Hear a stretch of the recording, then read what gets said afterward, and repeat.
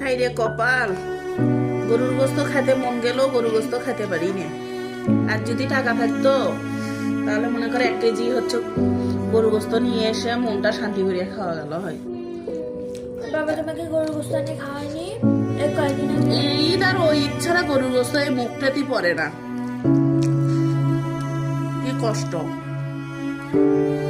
তারপরও কোনোদিন স্বামীর সাথে আমরা ঝগড়া করি না যে তুমি গরুর গোস্ত নিয়ে এসে খাওয়ালে না, যে যা জোটে তাই খাই।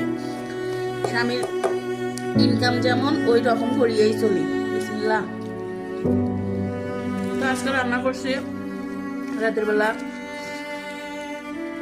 গোল বেগুন পোড়া দিয়ে ভর্তা, টমেটো ভর্তা, ডিম ভর্তা এলে দিয়েই খাচ্ছি। তবে খাবারটা কিন্তু মন্দ লাগতেছে না, তাই না?